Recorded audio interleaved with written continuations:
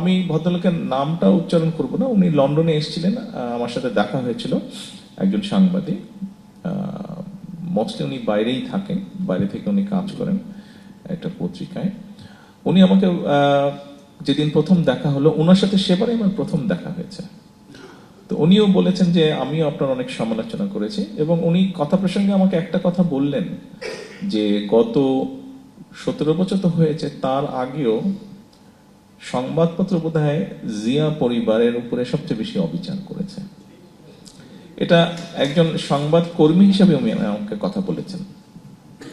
বাকিটা আমি আপনাদের কাছে ছেড়ে দিলাম, এটা বাদ বিচারের বিষয়। যদি তাই হয়ে থাকে, আপনি যদি সংবাদপত্রের এই ইন্ডাস্ট্রিটার ক্ষেত্রে বিএনপি যতবার সরকার পরিচালনা করেছে, সেটা জিয়াউর রহমানের সময় হোক, খালেদা জিয়ার সময় হোক, আপনি যদি দেখেন এই ইন্ডাস্ট্রিতে আপনারা যারা আছেন, এই ইন্ডাস্ট্রিটার জন্য যতটুকু যেটা যদি 10টা পজিটিভ মুভ হয়ে থাকে, তার মধ্যে হয়তো 7টা এই মুভই বিএনপি সরকারই করেছে।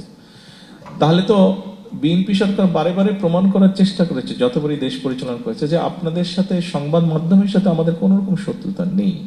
কিন্তু তারপরেও কেন আপনাদের কমিউনিটির একজন কয়েক সিনিয়র সাংবাদিক, কেন উনি বললেন যে সংবাদপত্র বিগত 30 বছর জিয়া পরিবারের সাথে সবচেয়ে বেশি অবিচার করেছে?